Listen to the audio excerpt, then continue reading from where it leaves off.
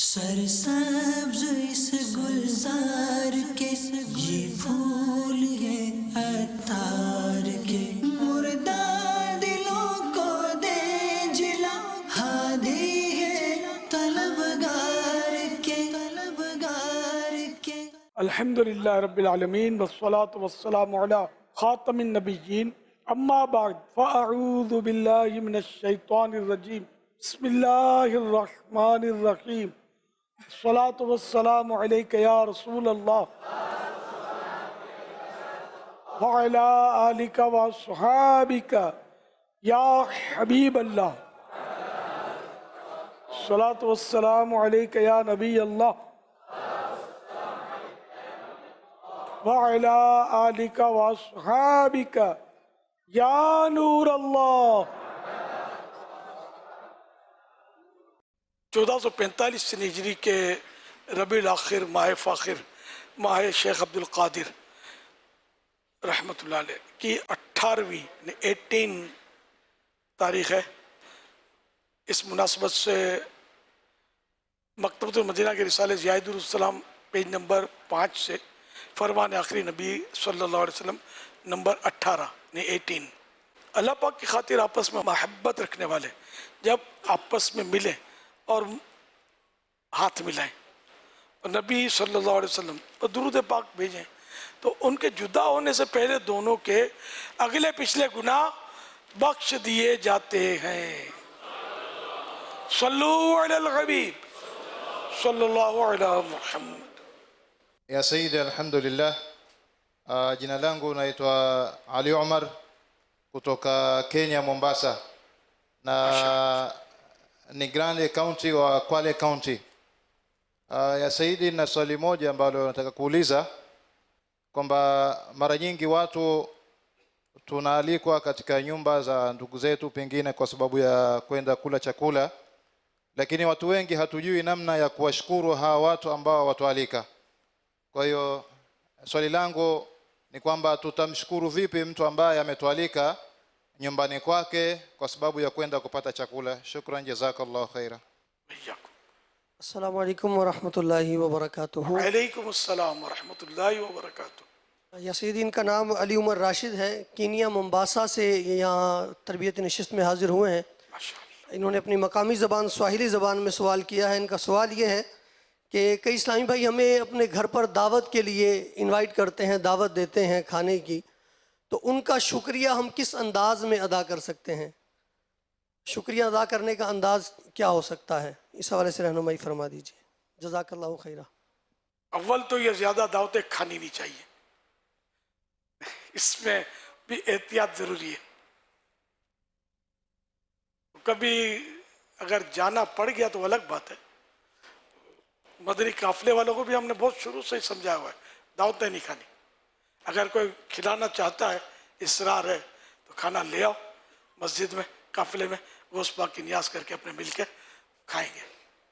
یہ اس سے اثر سامنے والوں اچھا، یہ ہم کو اوروں کی طرح نہ سمجھے کہ بھائی یہ مولانا لوگ انتظار کرتے ہیں کہ پکی پکائی مل جائے تو ایسا نہ ہو، احتیاط۔ اب شکریہ ادا کرنے کا تو انڈرسٹوڈ جزاک اللہ خیرہ تو عام طور پہ بولتے ہی ہمارے یہاں، اور کیا الگ سے آپ بھیا کہ پھر شکریہ یوں ادا کریں، ان کی آپ دعوت کریں، پھر آئندہ دعوت خود ہی قبول کرنے کا ذہن آپ کا جاتا رہے گا کہ دعوت کے بدلے دعوت کھلانی پڑے گی۔ جو ذمہ دار طرح کے مبلغین ہوتے ہیں وہ جو نیکی کی دعوت وغیرہ بھی وہاں جا کر دیتے ہی ہوں گے۔ ہر ایک کو اپنے اوپر قیاس نہ کیا جائے۔ جیسے میں خود جاتا تھا جب دورے پر، تو پہلے تو کیا ہم لوگوں کو کوئی باؤ نہیں پوچھتا تھا، پڑے رہتے، دھوپ میں بھی میں نے سویا ہے مسجد میں، لوگ آ کے جگہ دیتے تھے اٹھا کے کہ جی آپ نے بہت اچھا کام شروع کیا ہے۔ یہ ان سب دوروں سے گزرا ہوں میں، اور قریب سے خرید کے ہم کھاتے تھے۔ آہستہ آہستہ کام بڑھا تو لوگوں نے گھروں میں ٹھہرانا شروع کیا، پھر دعوتیں شروع ہوئی، کھلاتے بھی تھے۔ اس میں مجھے تجربات ہوئے کہ جیسے اب کسی کے گھر ٹھہرنا ہے تو مجھے ایک سے زیادہ دن بھی ٹھہرنا ہوتا تھا، تو میں پہلے دن کو بولتا تھا آج عید ہے۔ عید اس طرح ہوتی تھی، گجرا اٹھا کر انتظار کرتے تھے، کچھ لوگ بڑی آؤ بھگت ہوتی تھی، پھر یہ کہ مان سے لانا اندر، پھر 10 قسم کی ڈشیں پیش کرنا کھانے کے لیے، تو یہ ہوتی تھی. میں بولتا یہ آج ہے اپنی عید. دوسرے دن آپ وقت والے تو کہاں سے آئیں گے, دوسرے دن ڈشیں بھی کم. اب آپ سمجھ جاؤ. تیسرے دن شاید انتظار کرتے ہوئے کب تک ہیں حضرت. تو اس لیے مطلب ایک کے دن میں جو ہے نا آدمی نپٹ جائے گا. اگر ضروری نہ ہو نا تو ایک دن ادھر رک گیا, ایک دن, وہ بھی میرے جیسا آدمی جو مطلب میں عوام میں ایک رہتا تھا. ایک دور تو میں نے اب اس کے قصے سنا ہوگا تو میں بہت طویل ہو جائے گا کہ میں کس طرح رہا ہوں اور کس طرح آزمائشوں سے بھی گزرا ہوں. لیکن ہے کہ بعد میں جو حالات تبدیل ہوئے نا, کام بڑھا اور عقیدت محبت لوگوں میں بڑھی. لیکن اب ہر ایک کے ساتھ ایسا نہیں ہوتا ہوگا. ہمارے جو اراکین شورا وغیرہ ہے نا, ان کو بھی چاہیے کہ جہاں تک ممکن ہو, بعضوں کا سیکورٹی ایشو ہوتا ہے شہرت کی وجہ سے, لیکن ہر ایک کا نہیں ہوتا. تو ان کو تو میرا تو یہی یہ کہ جیسے کہ یہ بھی گئے تھے نا حاجی عمران نگران شورا, یہ مسجدوں میں رہے ہیں دوسرے ملکوں میں جا کر. اب ان کا بھی شہرت بہت بڑھ گئی ہے, تو اب تو میں خود بھی ان کو اجازت نہیں دوں گا کہ یہ اوپن رہے. لیکن اب ان کو دیکھ کر وہ ہر رکن شورا بولے کہ میں بھی ان جیسا ہوں, تو اس پہ غور کرنا چاہیے. جہاں تک ممکن ہو مسجدوں میں رہیں, مسجد میں رہیں, پانچوں نمازیں وہاں پڑھیں, اور مسجد میں رہیں تو نیک اعمال کے جدول کے مطابق وہاں وقت گزاریں. اس سے جو کام ہوگا نا, آپ کا کسی کے کوٹھی بنگلے میں ایسی کمرے میں پڑے نہیں ہوگا. ہم نے الحمدللہ دھوپ میں رہ کر کام کیا ہے. وہ دور تھا. میرے گھر میں ایک رکن شورا نے, جب یہ بن گئی نا مسجد, تو ایک رکن شورا نے, میں کہیں باہر تھا شاید ملک سے یا شہر سے باہر تھا, پیچھے سے اے سی لگوا دیا. تو میں نے احتجاج کیا, میں نے یار کیوں لگوا دیا, وہ تو پورا ملک کا بھی سستے ہو گئے, سستا ہے. میں نے کہا بھائی مجھے یار باہر دورے کرنے ہوتے ہیں, پنجاب میں, سندھ میں, ادھر گرمیاں ہوتی, آگ برس رہی ہوتی یار. اب پھر میں تو اے سی تلاش کروں گا, میں جا کے اے سی میں فریز ہو گیا تو کام کون کرے گا. یہ میں الفاظ وہ نہیں تھے, لیکن میں نے وہ اے سی نکلوا دیا تھا اپنے گھر سے. مجھے نہیں چاہیے, اٹھاؤ, مجھے کام کرنا. یہ حقیقت ہے کہ جو بھی ایئر کنڈیشن میں رہتے ہیں نا کمروں میں, وہ کام دعوت اسلامی کا اب جس طرح ہم نے کیا نا, اس طرح یہ سوچ بھی نہیں سکتے, یہ کر ہی نہیں سکتے, بیمار ہو جائیں گے. میں خود بیمار ہو جاتا تھا. اچھا میں بیمار اس لیے نہیں ہوتا, میں اے سی کا تو عادی تھا ہی نہیں. ہم نے وہ وقت گزار کے ہمارے گھر میں یہ فین بھی نہیں ہوتا تھا. ہم لوگ بھائی بہن ہوتے تھے تو باری باری وہ گتا جو ہوتا ہے نا, اس طرح کی چیزیں لے کر وہ 5 پھیرے 10 پھیرے اس طرح ہم یوں کرتے تھے. غربت شاید اتنی تھی کہ ہم پنکھا بھی نہیں خریدتے تھے. یہ گتے وغیرہ, نہ گیس تھی, نہ ہمارے پاس گھر میں پنکھا تھا, نہ ٹیوب لائٹ تھی, بتی تھی, پانی کی لائن بھی نہیں تھی, ہم باہر سے بھرتے تھے پانی. وہ دور میں شروع کا بتا رہا ہوں, دعوت اسلامی سے پہلے کا دور. الحمدللہ وہ وقت بھی گزر گیا. تو یوں مطلب ہم نے چونکہ غریب اور محنت مزدوری, جب سے ہوش سنبھالا میں نے محنت مزدوری کی اور روزی روٹی کمائی. تو اس طرح میں یوں منجا ہوا کہ مجھے یہ نخرے نہیں کہ مجھے پنکھا چاہیے یا مجھے اے سی چاہیے. اب میں پنکھے کے بغیر نہیں رہ سکتا, اب عادی ہو گیا. میں اے سی بھی ہے میرے پاس. اے سی میرے گھر میں یوں آیا کہ مجھے ڈاکٹر نے منع کر دیا کہ تم کو رمضان کے روزے نہیں رکھنے. میری کچھ طبیعت کا مسئلہ تھا, اس وقت باہر ملک تھا میں, اور رمضان شریف آ رہے تھے. میں رمضان کے نفلیں تو چھوڑا دیے اس نے, رمضان کے بھی روزے آپ نہ رکھیں, یہ ہو جائے گا تو وہ ہو جائے گا. میں کہا میں مدنی مذاکرے سارے مہینے کے نہیں کروں گا, یہ ایک مستحب کام ہے, فرض روزہ میں چھوڑ نہیں سکتا. اپنا ذہن بنایا, اس کو کیا بولنا تھا. تو میں نے باہر ملک تھا, میں نے کہا اے سی لگاؤ, میرے گھر میں اے سی لگاؤ, اے سی پہ پڑا رہوں گا سارا دن, روزہ رکھوں گا. کیوں گرمی میرے لیے نقصان دیتی, پیاس میرے لیے نقصان دیتی, پانی چاہیے. تو یوں میرے گھر میں اے سی لگ گیا, لیکن سارا رمضان اے سی چلا نہیں. مجھے ایسی ضرورت لگی ہی نہیں اے سی کی. رمضان پیکیج مل گیا, اللہ نے عطا کر دیا, میں بغیر اے سی کے ہی میں نے رمضان شریف گزارا. پیر کا عالم ہونا ضروری ہے. اور یہ بات کہ مدنی مذاکرے مستحب ہیں اور رمضان کے روزے فرض ہیں, میں فرض کی ادائیگی کے لیے میں مدنی مذاکرے چھوڑ دوں گا, لیکن فرض نہیں چھوڑوں گا. یہ ہمارے لیے بہت بڑا لیسن ہے کہ ہمیں فرائض و واجبات کو کتنی امپورٹنس دینی چاہیے. اللہ ہمیں समझने की तौफीक अता फरमाए। अमीर सुन्नत को मैंने देखा है कि ये किसी भी तरह प्रोग्राम में आएंगे, सिलसिला होगा, आपको मैंने कई मरतबा सुना है और देखा है कि पहले मैं नमाज, मेरी नमाज हो जाए, नमाज को कहीं पेंडिंग करके, नमाज को कहीं रोक करके बाद में पढ़ लेंगे। मैंने देखा है कि ये तबीयत बनती नहीं है, इसलिए नमाज से फारिग हो जाए, इबादत हो जाए, फ़र्ज़ अदा हो जाए, अपनी नमाज़ें वगैरह पूरी हो जाएं, उसके बाद हम इंशाअल्लाह ये दीगर अपने भी मामलात करेंगे। Merhaben Seydi. Ben Türkiye'den Muhammed Emin. Camiatül Medine Medresesi'nde müderrisim. Türkiye'den kardeşlerimizin de sizlere birçok selamı var. Size bunu iletiyorum.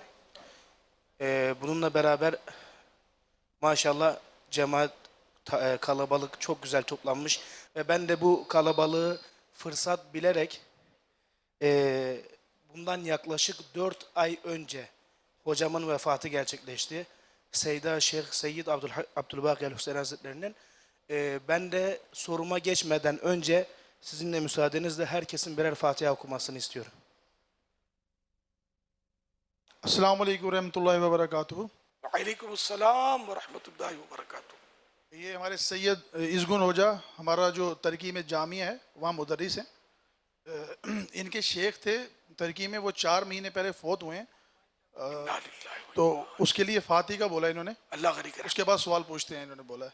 अल्लाह करीम की बेहिसाब मगफिरत फरमाए, इनके दर्जे बुलंद फरमाए, अल्लाह बगरी के रहमत फरमाए, इनके मुरीदीन को और दीगर ख़ानदान वालों को अल्लाह पाक सब्र जमील अता फरमाए, सब्र जमील पर अजर जज़ील मरहमत फरमाए। आमीन बिजाह ख़ातम नबी सल्लल्लाहु अलैहि वसल्लम। Cezakumullah hayran Seyyidim.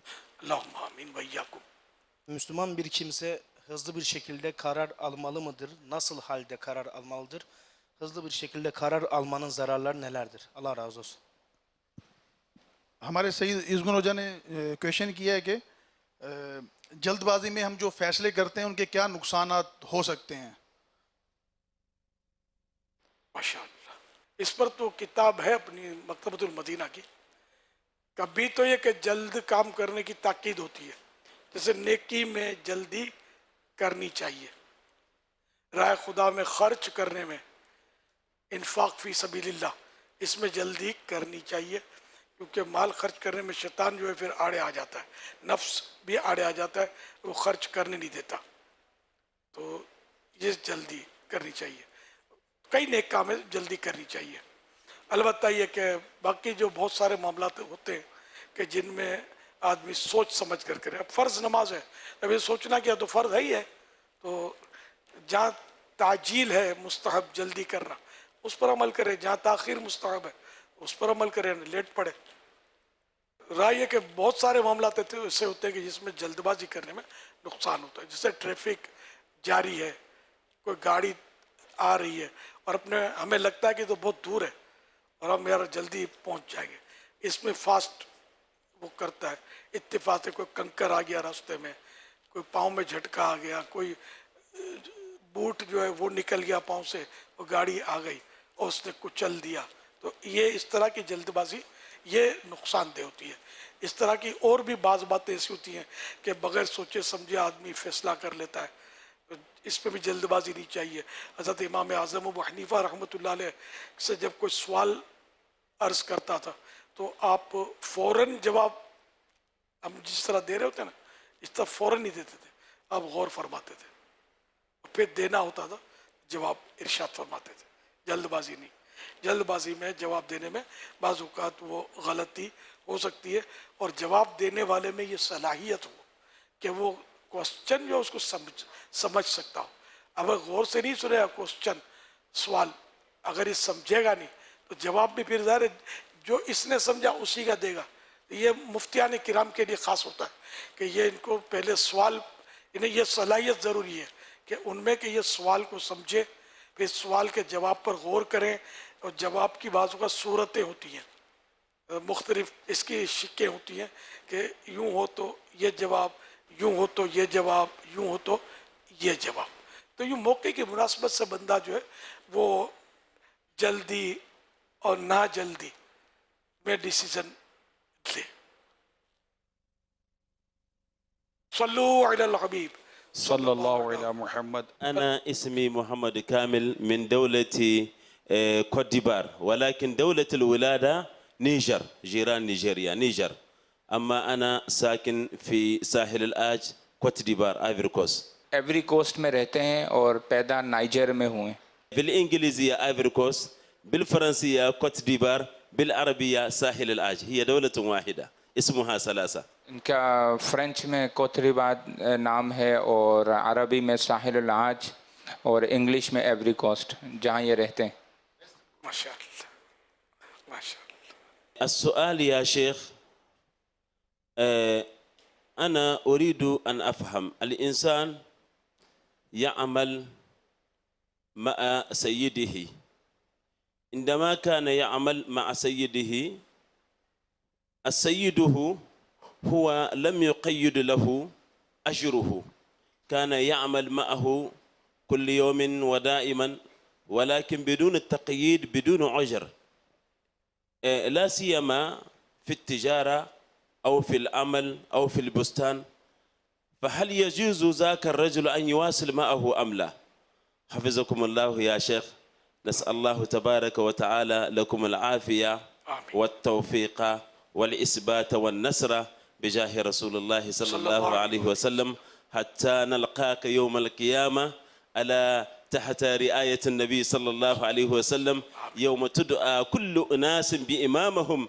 نحن دعوة الإسلامية يقال لنا الرسول صلى الله عليه وسلم إمامكم أمير أهل السنة والجماعة الشيخ محمد إلياس القادري حفظه الله. والسلام عليكم ورحمة الله تعالى وبركاته. وعلیکم السلام ورحمۃ اللہ وبرکاتہ. یہ خطیب اعظم ماشاء اللہ. سوال کیا انہوں نے کہ ایک شخص کسی کے پاس کام کرتا ہے اور اس کا مالک یا سیٹ جو ہے وہ اس کی اجرت طے نہیں کرتا، وہ دن رات کام کر رہا ہوتا ہے لیکن اس کی اجرت طے نہیں ہوتی، تو کیا ایسی صورت میں اس کا وہ کام کرنا جائز ہے یا نہیں جائز؟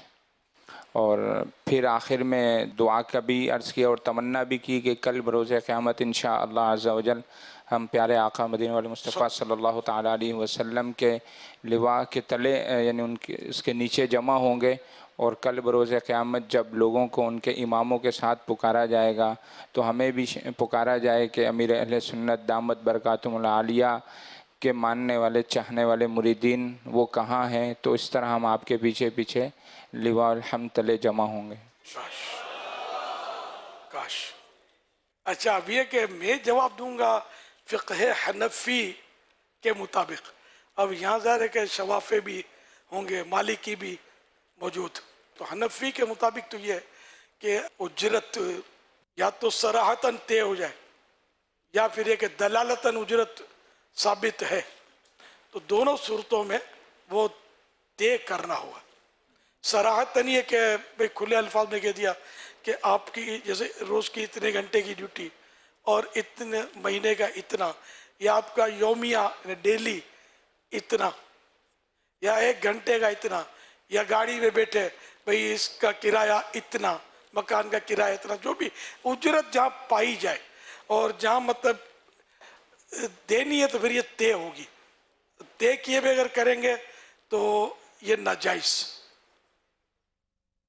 اور دلالتاً اس کو بولتے ہیں انڈرسٹوڈ، کہ اس کو پتا ہے کہ دینا تو ہے، اس کو پتا ملے گی تو صحیح، تو یہ دلالتاً ہے، انڈرسٹوڈ ہے. تو یہاں بھی طے کرنا واجب میننگ کمپلسری ہے. طے نہیں کریں گے تو گناہ گار ہوں گے.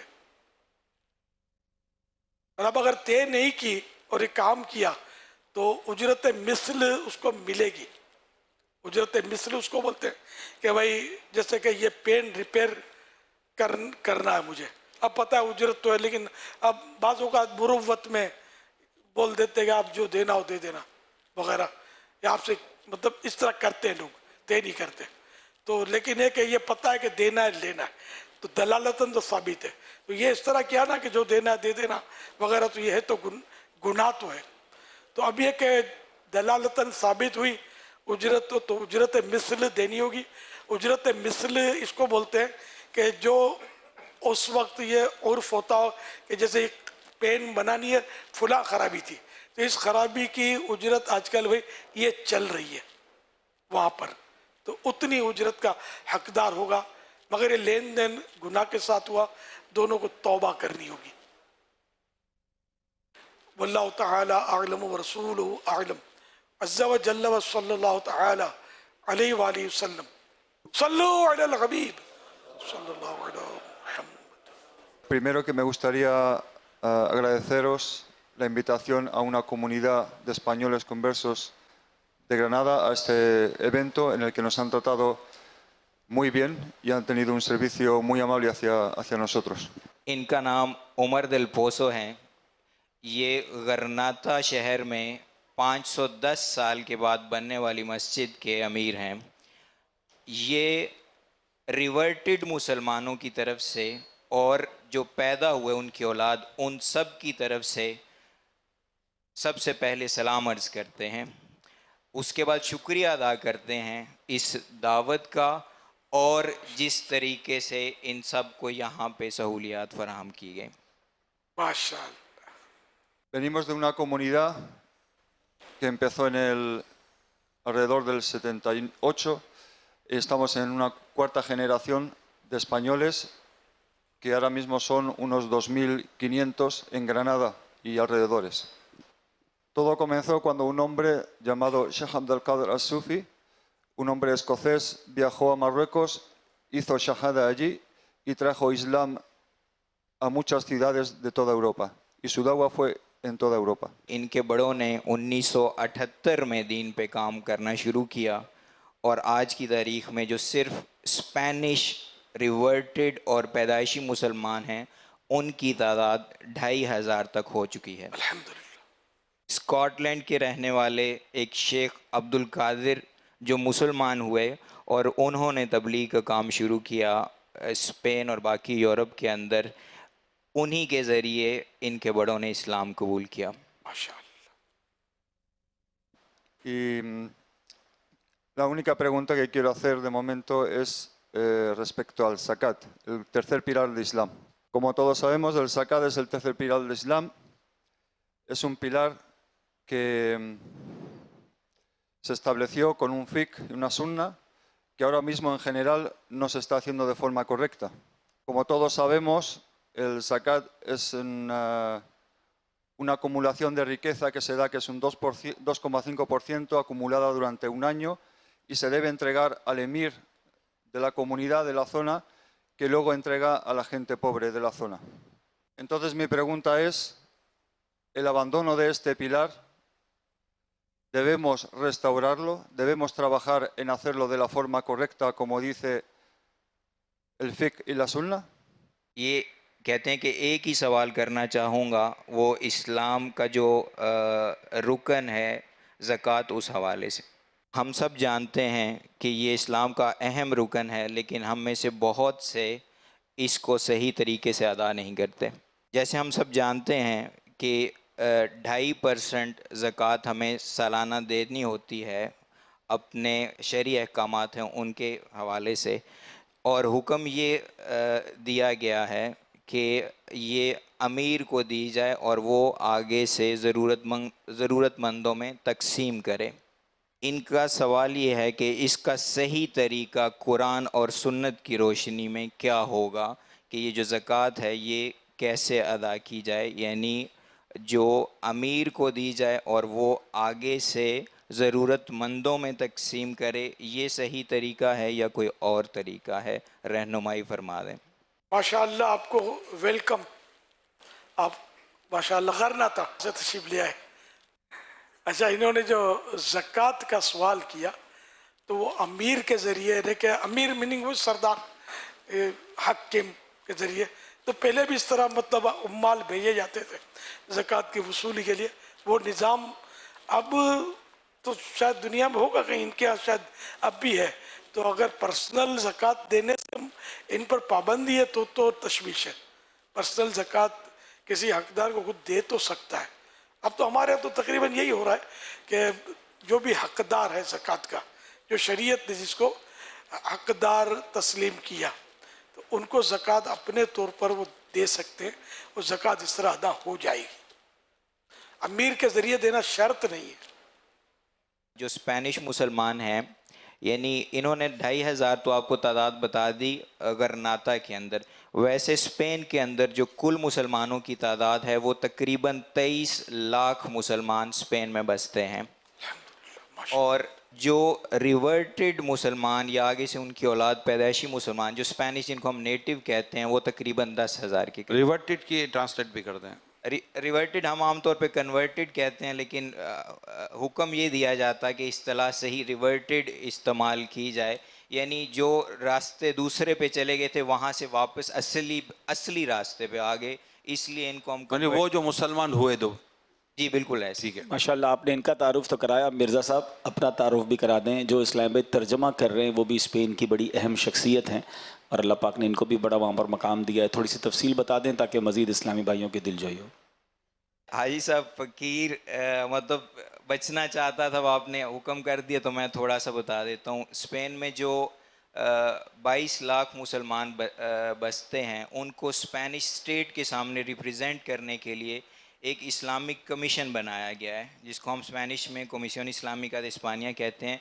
जितने मामलात हैं मुसलमानों के मसाजिद के हवाले से, कब्रिस्तान के हवाले से, हलाल फूड के हवाले से, दीनी तालीम के हवाले से, यानी यूरोप का वाहिद मुल्क स्पेन है जिसमें गवर्नमेंट स्कूल में इस्लामियात पढ़ाई जाती है। और ये इस्लामी कमीशन के लोगों की काविशों से हुआ है और हो रहा है अभी तक। तो उस इस्लामिक कमीशन में यानी उसके 25 मेंबरान होते हैं और उसके अलावा उसका जो बोर्ड ऑफ डायरेक्टर उसके 15 मेंबरान होते हैं। तो मैं उसका वाहिद Pakistani first ever Pakistani member हूँ उसका। माशाअल्लाह, मरहबा मरहबा, बारकल्लाहु फीकुम। और इसके अलावा हमारे साथ जो वफ़द आया हुआ है, उस वफ़द में यानी जो मेरे साथ खड़े हैं उमर दिल पोसो खड़े हैं, मैंने आपको बता दिया कि ये स्पेनिश जो कम्युनिटी है उनके अमीर हैं। इसी तरह से एक और बहुत बड़ी मजहबी शख्सियत है हमारे पास स्पेन के अंदर, वो शेख उमर हैं और यहाँ पे उनके बेटे जो हाफिज़ कुरान भी हैं और वो भी दीन की तबलीग का काम करते हैं, वो भी तशरीफ़ फरमाए हमारे साथ आए हुए हैं। वो असातिज़ा भी आए हुए हैं हमारे साथ, यानी 2 ऐसे उस्ताद हैं जो स्पेन के सरकारी स्कूलों में इस्लामियात पढ़ाते हैं। तो इसी तरह से कुछ कारोबारी हजरात हैं जो दीन के कामों से, कारोबार तो करते ही हैं, साथ साथ वो दीन के कामों के साथ भी वाबस्ता हैं। तो मैं अब अपनी तरफ से भी, मैं चूँकि रिप्रेजेंट करता हूँ एक इदारे को रिप्रेजेंट करता हूँ, एक कम्युनिटी को रिप्रेजेंट करता हूँ, तो मैं उन सब की तरफ से अमीर अहले सुन्नत की बारगाह में इंतहाई अदब, खुलूस, प्यार, मोहब्बत से एक बड़े दूर से हम स्पेन से जो प्यार लाए हैं वो पेश करता हूँ आजिज़ी के साथ। माशाअल्लाह। सरसब्ज इस गुलजार के